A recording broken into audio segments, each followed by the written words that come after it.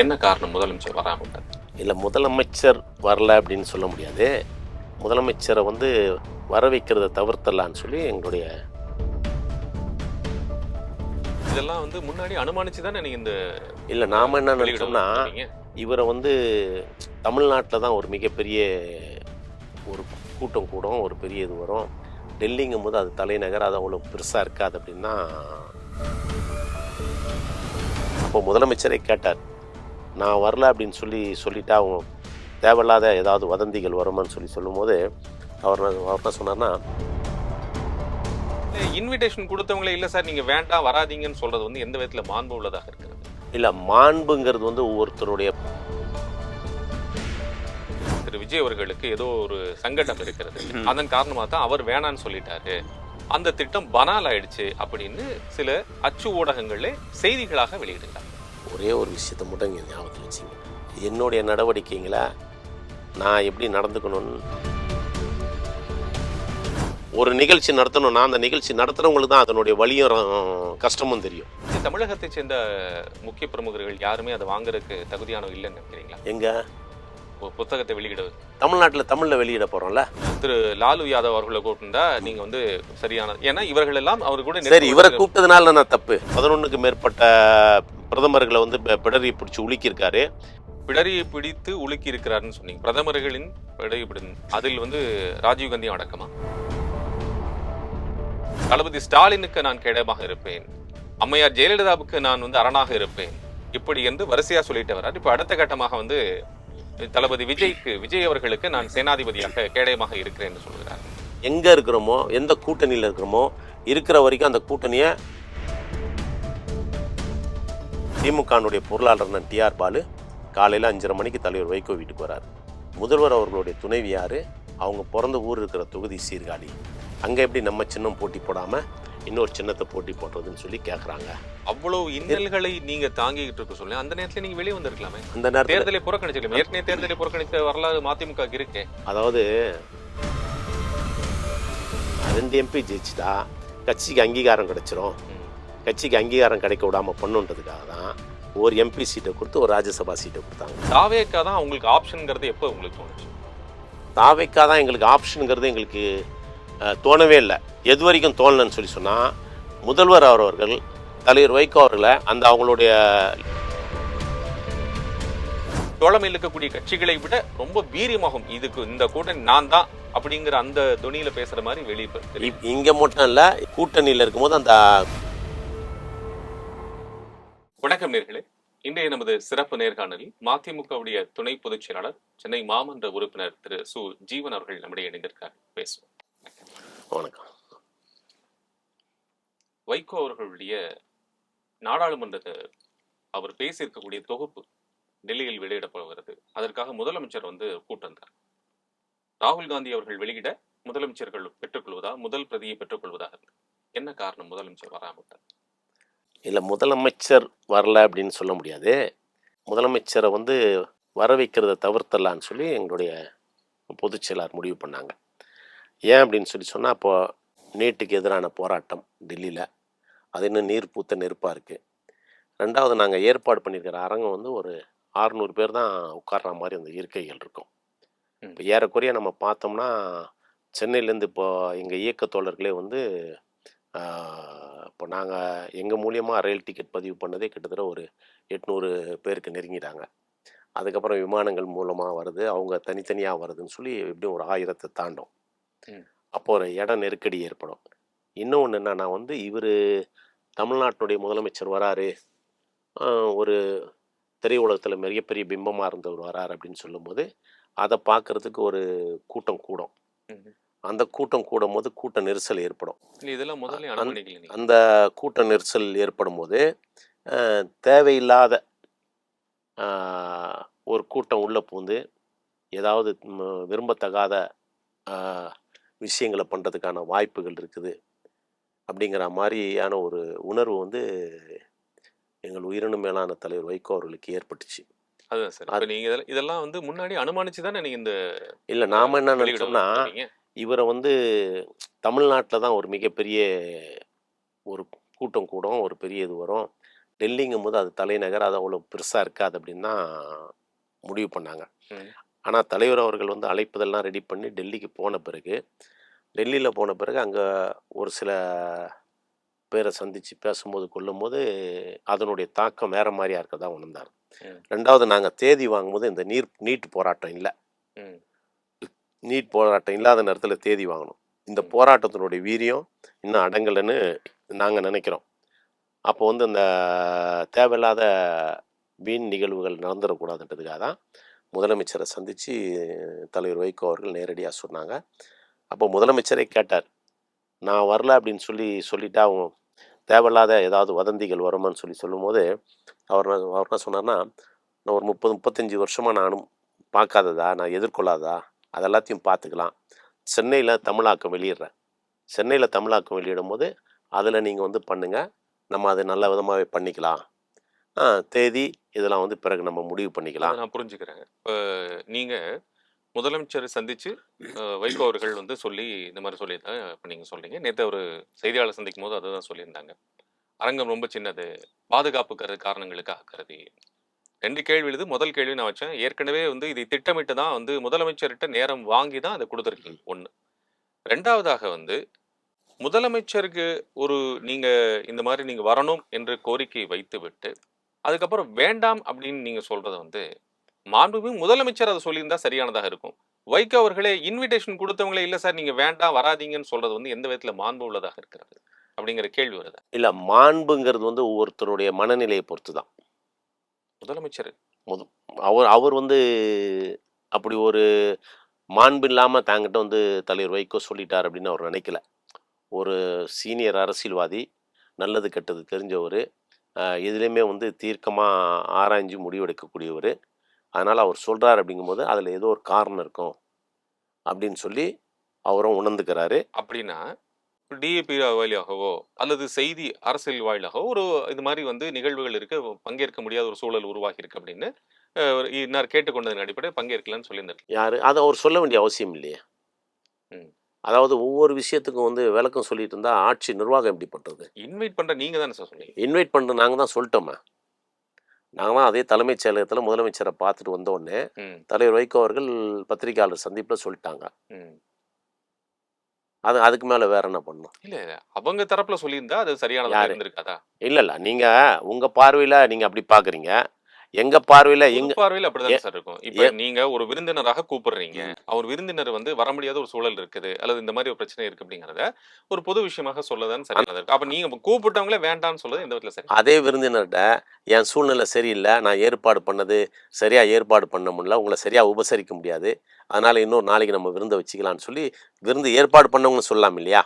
ஒரு ஒரு ஒரு விஷயத்தை வந்து 2 பேர் சம்மந்தப்பட்ட விஷயத்த 2 பேருக்கு சரியான புரிதல் இருந்தால் எதுவுமே வந்து பிரச்சனை கிடையாது. புரிதல் இல்லாமல் போகும்போது தான் பிரச்சனைகள் வளரும். இங்கே வந்து 2 முதலமைச்சருக்கும் எங்கள் தலைவருக்கும் நல்ல புரிதல் இருக்க போய் அவரும் வந்து ரொம்ப நீண்ட நெடிய யோசனைக்கு பிறகு சரி, நீங்கள் ஒரு விஷயம் சொல்கிறீங்க, அதில் ஏதோ காரணம் இருக்கும், நம்ம சென்னையிலே பண்ணிக்கலாம். வெளிய என்ன பேச்சு இருக்கு அப்படின்னா, பொதுச் செயலாளர் வந்து இது மதிமுக பொதுச் திரு வைகோ அவர்கள் இன்வைட் பண்ணியிருந்தாங்க. அவர் வந்து வருவதற்கு திரு விஜய் அவர்களுக்கு ஏதோ ஒரு சங்கடம் இருக்கிறது. அதன் காரணமா தான் அவர் வேணான்னு சொல்லிட்டாரு. அந்த திட்டம் பனால் ஆயிடுச்சு அப்படின்னு சில அச்சு ஊடகங்களே செய்திகளாக வெளியிடுகிறார்கள். நான் என்ன சொல்கிறேன்னா, ஒரே ஒரு விஷயத்த மட்டும் இங்கே ஞாபகத்தில் வச்சிங்க. என்னுடைய நடவடிக்கைகளை நான் எப்படி நடந்துக்கணும்னு நான் தான் தீர்மானிக்கணும். என்னை சுற்றி இருக்கிறவங்க யாரும் தீர்மானிக்கக்கூடாது. இவர் எது நல்லதுன்னு முடிவு பண்ணாரோ அதை பண்ணிட்டார். அதனால் அச்சு ஊடகங்கள் சொல்கிறாங்க, அவங்க சொல்கிறாங்க, இவங்க சொல்கிறாங்க, அவங்களுக்கெல்லாம் விளக்கம் சொல்லிட்டு நேரத்தையும் காலத்தையும் வீணாக்க வேண்டிய அவசியம் கிடையாது. சில அச்சு ஊடகங்கள் அப்படி தான் இருக்குது. தலைவர் வைக்கும் அந்த பக்கம் திரும்பி பார்த்தாலும் குற்றம், இந்த பக்கம் திரும்பி பார்த்தாலும் குற்றம், மேலே நிமிர்ந்து பார்த்தாலும் குற்றம்னு சொல்லக்கூடிய அந்த அச்சு ஊடகங்கள் இருக்குது. அந்த அச்சு ஊடகங்களுக்கெல்லாம் பதிலை சொல்லிட்டு நாங்கள் எங்கள் நேரத்தை வீணாக்க விரும்பல. அதுக்கு பதில் சொல்கிறதுக்கு பதில் நாங்கள் வேறு ஏதாவது பயனுள்ள காரியங்களை, மக்களுக்கு பயனுள்ள காரியங்களை நாங்கள் செஞ்சுருப்போம். இல்ல அது நீங்க செய்யுங்க. ஆனா நீண்ட காலமாக உரை நிகழ்த்தி இருக்கக்கூடியவர். ஒரு தமிழகத்தினுடைய ஒரு முகமாக அறியப்பட்டவர் திரு வைகோ அவர்கள். நாடாளுமன்றத்தில் அவர் ஆற்றிருக்கக்கூடிய உரைகள், ராஜீவ்காந்தி ஆரம்பத்திலிருந்து இப்போ வரைக்கும் இருக்கக்கூடிய பிரதமர்களை பலரையும் பார்த்தவர், பலரையும் கேள்விகளால் துளைத்தவர். இதெல்லாம் இது அடங்கிய தொகுப்பு வெளியிடப்படும். அப்படி அப்படி இருக்கக்கூடியதை வந்து ஒரு செயல் திட்டமாக வகுக்க முடியாத ஒரு சூழல் தான் இருக்கா? செயல் திட்டமாக வகுக்க முடியாத சூழல்ல. செயல் திட்டம்லாம் வகுத்துட்டோம். வகுத்ததுக்கு பிறகு சில சூழ்நிலைகள் வந்து மாற்றும் போது நாமளும் அதுக்கு தகுந்த மாதிரி மாறிக்கணும்ல. பிடிவாதமாக நான் செயல் திட்டம் வகுத்துட்டேன், நான் அப்படி தான் போவேன் அப்படிங்கும்போது ம். அதில் வர நல்லது கெட்டது அந்த பாதிப்பெல்லாம் யார் ஏற்றுக்கிறது? ஒரு ஒரு ஏதாவது ஒரு சின்ன தப்பு நடந்து போச்சுனாலும் அதையும் வரதானே சாரம். அதை விட வந்து இந்த விமர்சனங்களை ஏற்றுட்டு போயிடலாமே. சுற்றி இருக்கிறவங்க இந்த இந்த நிகழ்வுக்கு சம்மந்தம் இல்லாதவங்க பண்ணக்கூடிய விமர்சனங்களை நாங்கள் வந்து எதிர்கொண்டுட்டு போயிடலாமே. ஒரு நிகழ்ச்சி நடத்தணும்னா அந்த நிகழ்ச்சி நடத்துகிறவங்களுக்கு தான் அதனுடைய வலியும் கஷ்டமும் தெரியும். ம். சும்மா வந்து பார்வையாளர்களை வந்து பார்த்துட்டு போகிறவங்க இது கருத்து சொல்லிட்டு இருப்பாங்க. அந்த கருத்துக்கெல்லாம் வந்து நம்ம விளக்கம் சொல்லிட்டு இருக்க வேண்டிய அவசியம் கிடையாது. ம். ராகுல் காந்தி அவர்கள் இது வெளியிட சம்மதம் தெரிவிச்சிட்டாங்களா? ராகுல் காந்தி சம்மதம் தெரிவித்து அவருக்கு வந்து அழைப்புதலும் கொடுத்து 1க்கு 3 முறை பேசிட்டாரு. அந்த சந்தேகமும் சில பேர் கிளப்பி விட்டுட்டு இருக்கிறாங்க. நீங்கள் அந்த சந்தேகம்னால ராகுல் காந்தி அவர்கள் வராரு, அவர் தான் வெளியிடுறாரு. அகிலேஷ் யாதவ் அவர்கள் தான் பெற்றுக்கொள்கிறார்கள். அதில் வந்து நீங்கள் வந்து எந்த சந்தேகமும் உங்களுக்கு வேண்டாம். முதல் கேள்வியினுடைய தொடர்ச்சியா இன்னொரு கேள்வியும் கூட இப்போ இந்த நேரத்தில் நீங்கள் சொன்னதுனால நினைக்கிறேன். அழைப்புதல் கொடுத்துட்டோன்னு சொன்னீங்க. முதல் அழைப்புதல் வந்து சிஎம் அவர்களுடைய பெயர் போட்டு தான் அழைப்புதல் வந்து வெளியிடப்பட்டது. அது வந்து தகவலும் கொடுக்கும். அப்படி இருந்தும் திருப்பி அது மாறுதலுக்கு உட்பட்டது அப்படிங்கிறது தான் கேள்வியாகும். அதான் சிஎம்கிட்ட சொன்ன பிறகு யார் நம்ம முடிவு பண்ணோம்ல, சிஎம்மும் சரின்னு ஒத்துக்கிட்டாரு. சூழ்நிலை அப்படி இருக்குது அப்படின்னு சொல்லும்போது சரி பார்த்துங்க நம்ம சென்னையில் பண்ணிக்கலான்ட்டு. அப்போ யார் அதை பெற்றுக்கொள்றது? அப்போ வந்து நம்ம வந்து அதுக்கு ஒரு ஆளை தேர்வு செய்யணும் இல்லையா? அந்த தேர்வு தான் மாண்புமிகு அகிலேஷ் யாதவ் அவர்கள். தாவே கலந்து வேற யாரும் வரேன்னு யாரு தாவேக்காலேருந்து வரேன்னு சொல்லியிருக்காங்க. இவர் நம்ம மாண்புமிகு பொதுப்பணித்துறை அமைச்சர் ஆதவர்ஜுன் அவர்கள் வரேன்னு சொல்லியிருக்காங்க. வரத்துக்கான வாய்ப்புகள் இருக்குது. இப்போ நீங்க ஒருவேளை இந்த போல தாவேக்கா வந்து நீங்க இந்த மாதிரி சிஎம்கிட்ட நீங்க இந்த பிரச்சனை இருக்கிறது நீங்களே சொல்லிட்டீங்க அப்படின்னு சொன்னா, ஏன் இங்க தமிழகத்தை சேர்ந்த முக்கிய பிரமுகர்கள் யாருமே அதை வாங்குறதுக்கு தகுதியானவங்க இல்லைன்னு நினைக்கிறீங்களா? எங்க புத்தகத்தை வெளியிடுவது தமிழ்நாட்டில் தமிழில் வெளியிட போகிறோம்ல. இல்லை, இங்க இருந்து எம்பிகள் யாருமே இல்லையா? திருமாவர்கள் இல்லையா? இல்லை வந்து இங்க இருந்து அவங்களாம் வாழ்த்துறையில் இருக்காங்கல்ல. வாழ்த்துறை வாங்குறதுக்கு அவங்க யாரும் விருப்பம் பண்ணல. யாரு?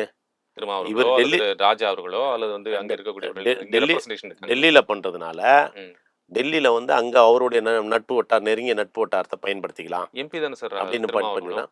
அது சென்னையில பயன்படுத்திக்கிறோம் நாங்க.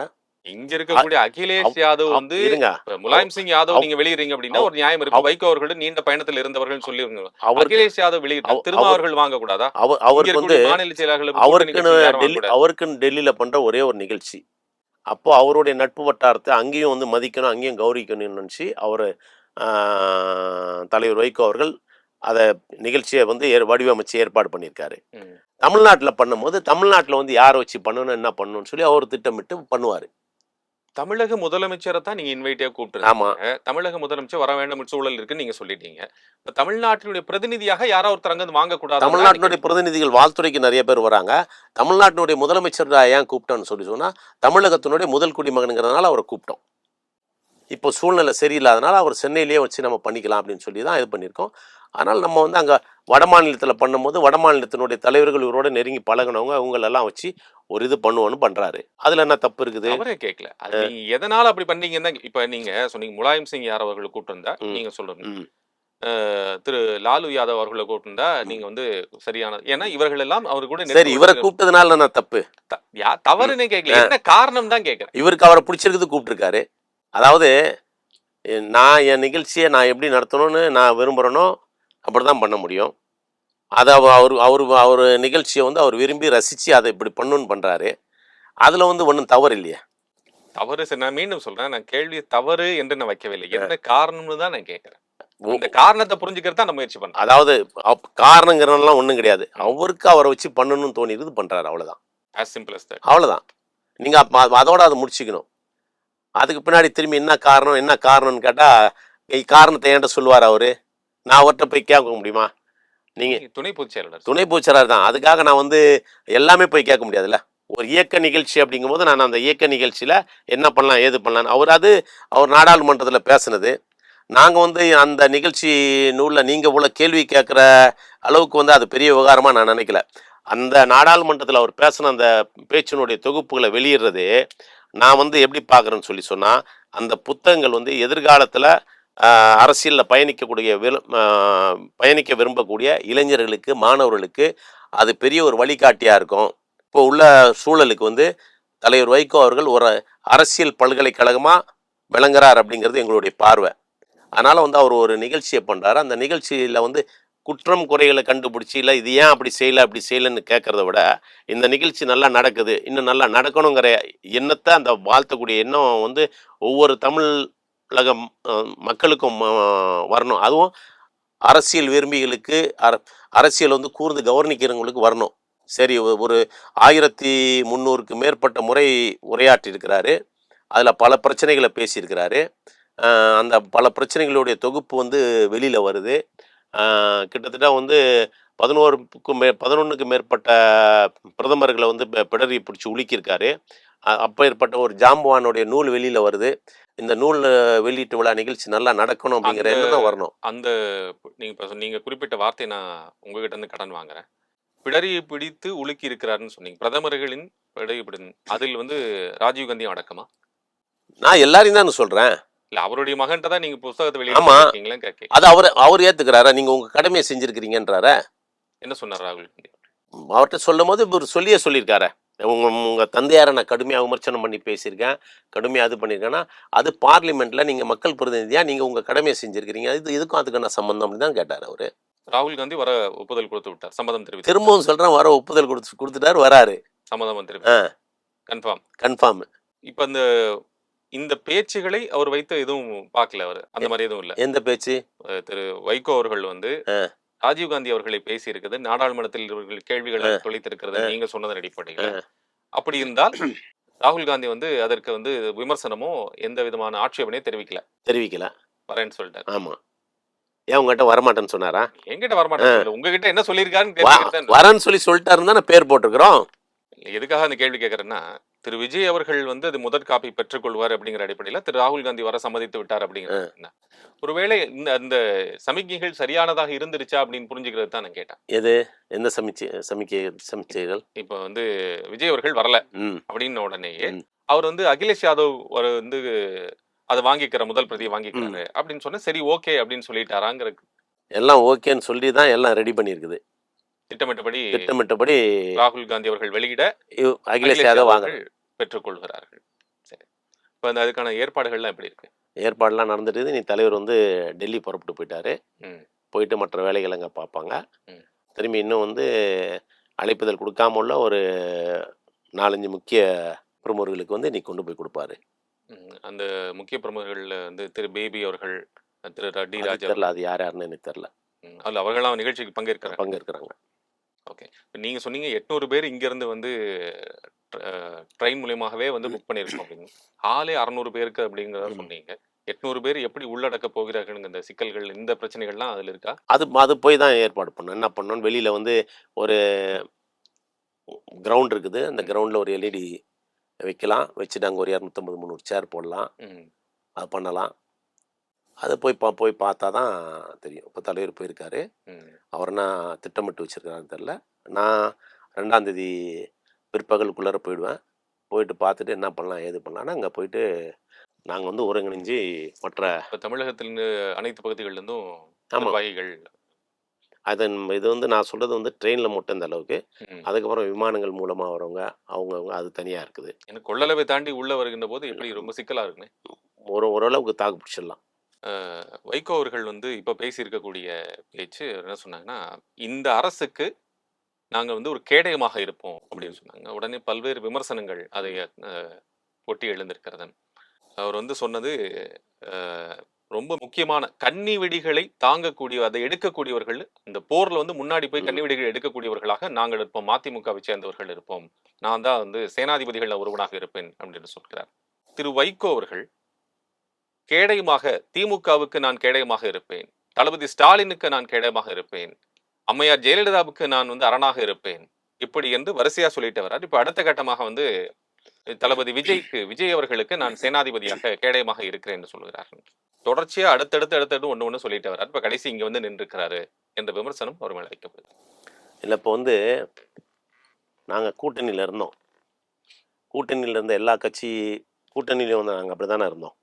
ம். அந்த இயக்கத்துக்கு உண்மையாகவும் விசுவாசமாகவும் அந்த கூட்டணி தர்மத்தை மீறாமல் நாங்கள் கரெக்டாக தான் இருந்தோம். கரெக்டாக தான் இருந்துட்டு வந்தோம். அவங்க எங்களை நிராகரிக்கும் போது ஒரு கட்டத்துக்கு பிறகு இந்த பயணம் சரியாக வராதுன்னு நாங்கள் வெளியேறி வந்திருக்கோம். எப்ப தீர்மானிச்சீங்க? ஆ? எப்ப தீர்மானிச்சீங்க? ஒவ்வொரு கட்டமும் அதுக்கான காலமும் சூழலும் உருவாக்கி தரும்போது நாங்கள் வந்து அதை தீர்மானிக்கிறோம். ம். தீர்மானிச்சுட்டு வெளியே வரோம். நீங்கள் ஒன்றுமே இல்லை, நீங்கள் கேட்கலனாலும் ஒரு விஷயத்த சொல்கிறேன். இப்போ திராவிட முன்னேற்ற கழக கூட்டணியில் இருந்தோம் ம். இல்லையா? ம். சட்டமன்ற தேர்தலில் 2021 சட்டமன்ற தேர்தலில் எல்லா கட்சிக்கும் வந்து 6 தொகுதி கொடுத்தாங்க. ம். இதில் வந்து என்ன பண்ணாங்க, எங்களுக்கு தொகுதிகளை குறைச்சாங்க. ம். எங்களுக்கு தொகுதிகளை குறைச்சாங்க. அந்த பேச்சுவார்த்தை குழுவில் நானும் இருந்தேன். ம். அப்போ வந்து பேச்சுவார்த்தைக்கு போகும்போது ஒரே கட்டம் பேச்சுவார்த்தைக்கு தான் எங்களை கூப்பிட்டாங்க. ம். 2வது எங்களை கூப்பிடல, இந்த ம். குழுவை கூப்பிடல. ஓகே. அப்போ என்ன சொல்லிட்டாங்கன்னா, அந்த தலைமை இந்த தலைமைகிட்ட என்ன சொல்லிட்டாங்கன்னா, 4 சீட்டு தான், ஓகேனா கையெழுத்து போட வாங்க, ம். இல்லைன்னா விட்டுருங்கன்ட்டாங்க. ம். அப்போ கட்சிக்குள்ளார ஒரு விவாதம் வருது, என்ன நீங்க பண்ணலாம்? சொல்ற 2026ல இப்போ. ஆமாம், ம். என்ன பண்ணலான்னு விவாதம் வருது. விவாதம் வரும்போது தலைவர் என்ன சொல்கிறாரு, இருந்தது இருந்துட்டோம், ம். இந்த சட்டமன்ற தேர்தலில் கூட இருந்து எதிர்கொள்வோம், அதுக்கப்புறம் நம்ம பார்த்துக்கலாம், என்ன எவ்வளோ அவமானத்தை தாங்கிட்டோம், இந்த அவமானத்தையும் தாங்கிக்கலாம் அப்படின்னு சொல்லிட்டு தான் நாங்கள் என்ன பண்ணோம், அந்த 4 தொகுதிக்கு ஒத்துக்கிட்டோம். 4 தொகுதிக்கு ஒத்துக்கிட்டதுக்கு பிறகு உதயசூரியன் உதயசூரியன் சொல்லும்போது நாம் என்ன சொல்கிறோம், ஒரே ஒரு தொகுதியாவது எங்கள் சின்னத்தில் போட்டி போடுறதுக்கு வாய்ப்பு கொடுங்க ம். அப்படின்னு கேட்குறோம். சரி, ஒரு தொகுதி போட்டி போட்டுங்க அப்படின்னு சொல்லி கொடுக்குறாங்க. இப்போ எந்த தொகுதின்னு கேட்கும்போது நாங்கள் சீர்காழியில் போட்டி போட்டுக்கிறோம் அப்படின்னு சீர்காழியில் நாங்கள் தனிச்சின்னத்தில் போட்டி போடுறதுக்கு ஒத்துக்கிட்டாச்சு. கையெழுத்து அப்படி தான் ஒப்பந்தமும் கையெழுத்தாச்சு. ம். கையெழுத்து போட்டு வந்தோம். தேர்தல் வேட்புமனு தாக்கலுக்கு 2-3 நாளைக்கு முன்னாடி ஒரு நெருக்கடி வருது. ம். திமுகனுடைய பொருளாளர் டிஆர் பாலு காலையில் 5:30 மணிக்கு தலைவர் வைகோ வீட்டுக்கு வரார். ம். வீட்டுக்கு வந்து இந்த மாதிரி வந்து சீர்காழியில் நீங்கள் வந்து தனிச்சின்னத்தில்னா தோற்றுருவீங்க, நம்பர் 1. அதே நேரத்தில் இன்னொன்று என்னென்னா, முதல்வர் அவர்களுடைய துணைவியார், அவங்க பிறந்த ஊர் இருக்கிற தொகுதி சீர்காழி, அங்கே எப்படி நம்ம சின்னம் போட்டி போடாமல் இன்னொரு சின்னத்தை போட்டி போடுறதுன்னு சொல்லி கேட்குறாங்க. அதனால் வந்து நீங்கள் என்ன பண்ணுங்கள், இந்த சீர்காழிலையும் உதயசூரியன்லேயே போட்டி போட்டுருங்க, ஏன்னா நீங்கள் அது விட்டிங்கன்னா எங்கள் ஆளுங்களும் அங்கே ஒத்துழைக்க மாட்டாங்க, தோக்கக்கூடிய சூழல் வரும் அப்படின்னு சொல்லி டிஆர் பாலு சொல்கிறாரு. தோற்றுருவோங்கிறதுக்கான காரணத்தை வந்து ஒரு 8 பக்க கடிதத்தை காவல்துறையினுடைய உளவுத்துறை கொடுத்துச்சு, உளவுத்துறை தயார் பண்ணி கொடுத்துச்சு அப்படின்னு சொல்லி கொடுத்தாங்க. கொடுத்தவொடனே தலைவர் வைகோ அவர்கள் கொஞ்சம் கோவப்பட்டு எமோஷன் ஆகி, என்ன அவமானப்படுத்துறீங்களா, எங்களை என்ன அழிச்சிடணும்னு நினைக்கிறீங்களா, அதெல்லாம் முடியாது அப்படின்னு சொல்லிட்டு என்ன பண்ணாங்க, டிஆர் பாலை திரும்பி அமைச்சிடுறாங்க. அதுக்கப்புறம் அமைச்சர்கள் வராங்க, பேசுகிறாங்க, எதுக்கும் ஒத்துக்கலை. அதுக்கு பிறகு திரும்பி என்ன பண்ணுறோம், நான் வீட்டுக்கு போயிடுறேன். நான் வீட்டுக்கு போனோன்னே மறுபடியும் வந்து தலைமை கழக நிர்வாகிகள்கிட்ட ஃபோனில் பேசுகிறாங்க, ஆளுக்கு ஒரு கருத்தை சொல்கிறாங்க. சொன்னதுக்கு பிறகு தலைவர் என்ன முடிவு எடுக்கிறாரு, இந்த சீர்காழி சட்டமன்ற தொகுதி நம்ம தனி சின்னத்தில் நிற்கணும்னு முடிவு பண்ணோம்னா என்ன ஆகும்னா, தோக்கடிப்பாங்க. தோக்கடிச்சிட்டா, ஆள் தோத்துட்டா, ஒரு ஒடுக்கப்பட்ட சமுதாயத்தை சேர்ந்தவரை தனிச்சின்னம் வாங்கி நிற்க வச்சு வைகோ தோக்கடிச்சிட்டாருன்னு சொல்லி தலைவர் மேலே ஒரு பழி வந்துடும் அப்படின்றதெல்லாம் யோசனை பண்ணி தான் அதுக்கு பிறகு வந்து தலைவர் வீட்டிலேருந்து நாங்கள் தாயகம் புறப்பட்டு வரும்போது அந்த வழியில் முடிவு பண்ணி, சார் நாங்கள் உதயசூரியன்லேயே அதுலேயும் போட்டி போட்டுறோம் அப்படின்னு சொல்லி முடிவு பண்ணி அறிவிச்சது. அப்போது நீங்கள் வந்து எங்க ஜனநாயகம் இருக்குது, எங்கே சமத்துவம் இருக்குது, எங்கே சமதர்மம் இருக்குது. அவ்வளவு இன்னல்களை நீங்கள் தாங்கிக்கிட்டு இருக்க சொல்லி அந்த நேரத்தில் நீங்கள் வெளியே வந்திருக்கலாமே, அந்த நேரத்தில் தேர்தலை புறக்கணிச்சிருக்கலாமே. ஏற்கனவே தேர்தலை புறக்கணித்த வரலாறு மதிமுக இருக்கே. அதாவது ஆலோசனை சொல்கிறது ரொம்ப எளிது. அந்த ஒரு தேர்தலை புறக்கணிச்சதுனால நாங்கள் 5 வருஷம் எதெல்லாம் இழந்தோன்னு எங்களுக்கு தான் தெரியும். புரியுதுங்களா? அதாவது வந்து அந்த தேர்தலையே நாங்கள் புறக்கணிச்சிருக்க கூடாதோன்ற எண்ணம் வருது. இப்போது ரைட்டு, கலைஞருக்கு கொடுத்த வாக்குறுதி கலைஞருக்கு சத்தியம் பண்ணி கொடுத்துட்டேன் அப்படிங்கிறதுல அவரும் உறுதியாக 8-9 வருஷம் கடத்தினார். அப்போ ஒரு நிமிஷம், அப்போ என்ன நடக்குதுன்னா, நாடாளுமன்ற தேர்தல் வருது. 2019 நாடாளுமன்ற தேர்தல் வருது இல்லையா?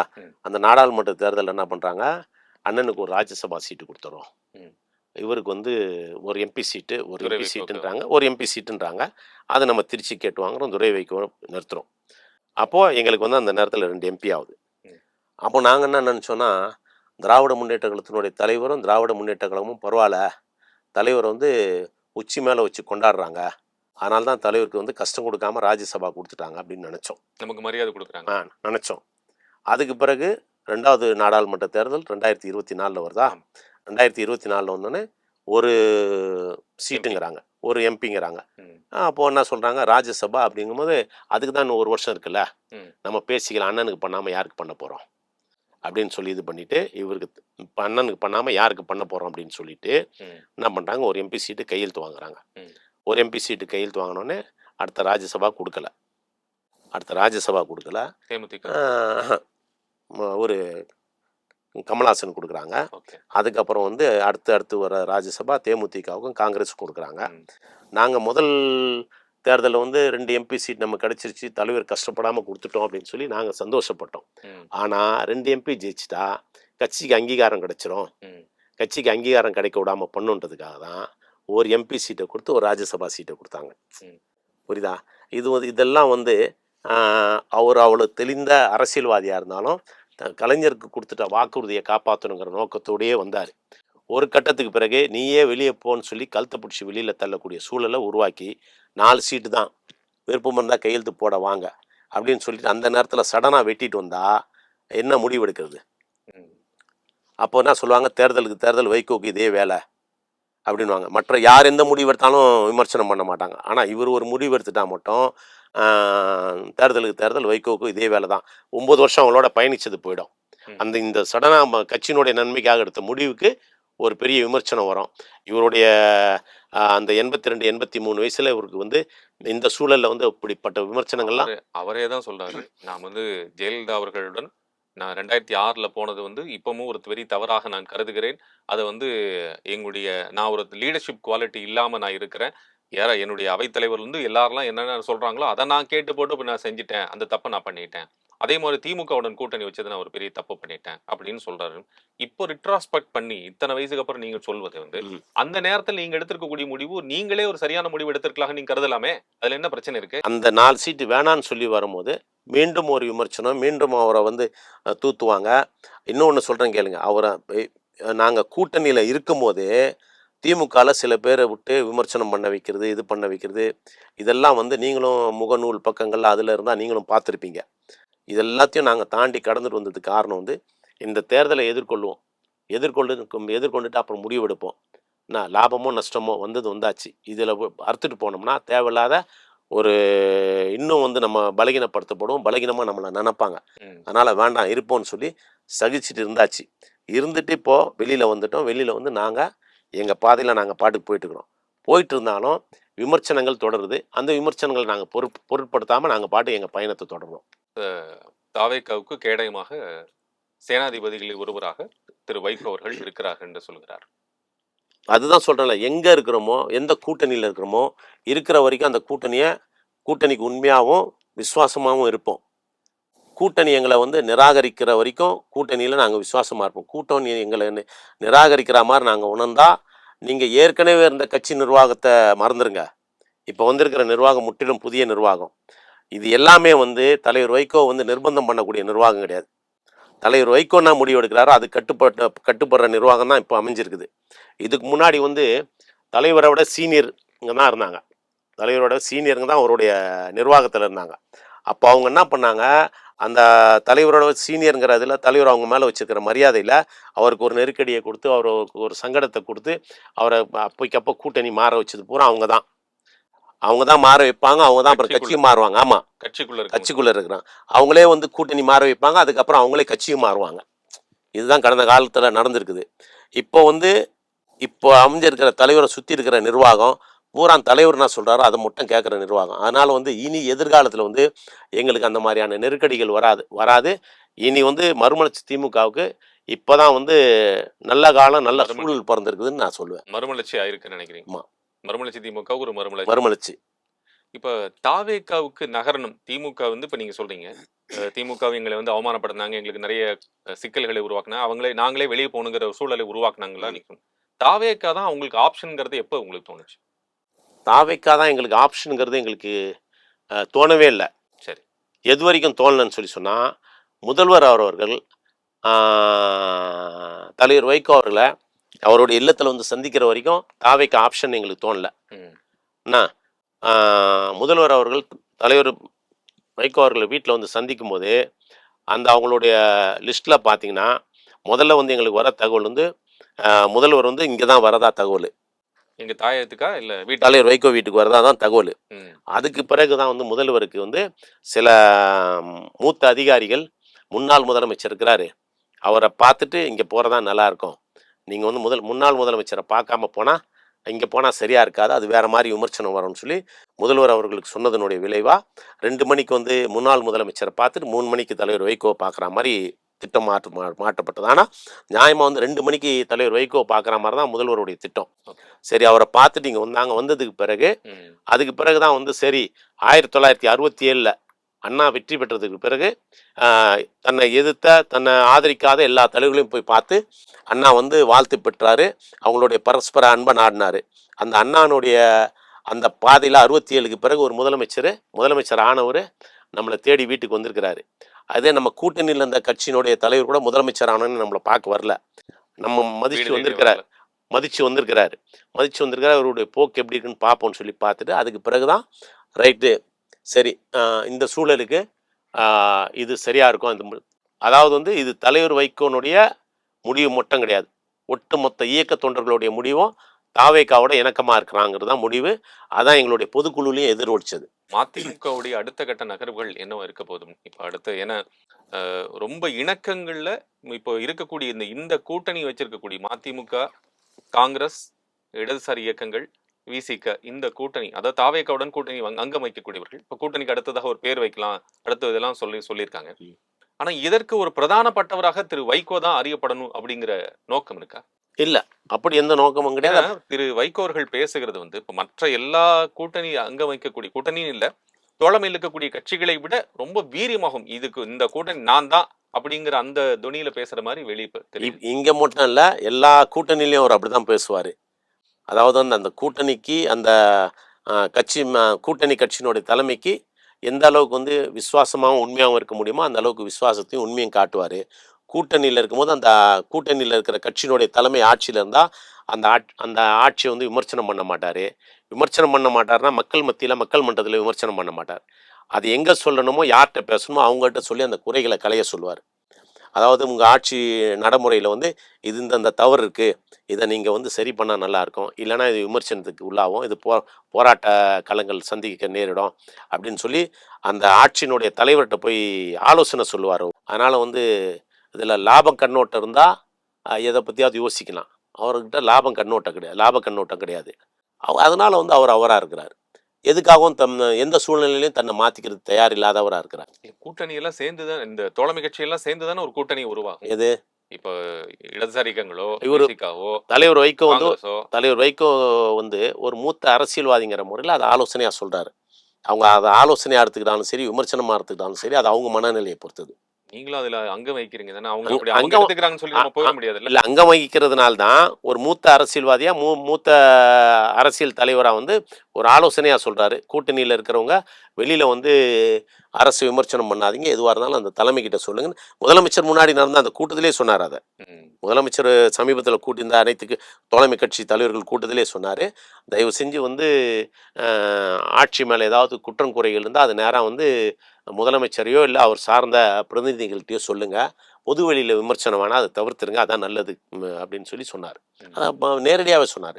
ஓகே, வர இருக்கக்கூடிய உள்ளாட்சி தேர்தல், மற்ற அடுத்து வரக்கூடிய நாடாளுமன்ற தேர்தல், அடுத்த தேர்தல்களில் கூட்டணியினுடைய பலமாகவும் கூட்டணியுடைய அங்கமாகவும் இருப்பதற்கான சாத்தியக்கூறுகள் எந்த அளவுக்கு இருக்கு? அது தலைமை தான் முடிவு பண்ணும், அது நான் இங்கே சொல்லிட்டு போயிட முடியாது இல்லையா. நீ அடுத்த கட்டம் இப்போ நம்ம கூட்டம் இங்கே வந்துட்டோம், அதுக்கப்புறம் இங்கே தான் தொடர போகிறோம் அப்படிங்கிற முடிவில் இருப்பீங்கல்ல? தொடர போகிறோன்ற முடிவில் இருக்கிறோம், தொடருவோன்ற நம்பிக்கையில் இருக்கிறோம், அது தொடரணும்னு சொல்லி ஆசைப்படுறோம், அது காலப்போக்கில் எப்படி போகுதுன்னு சொல்லி பார்ப்போம். நேரம் கொடுத்து உங்களுடைய கருத்தை எங்கிட்ட பகிர்ந்து கொண்டீர்கள். உங்களுடைய வருகைக்கும் உங்களுடைய கருத்துக்களுக்கும் மிக்க நன்றி. நன்றி.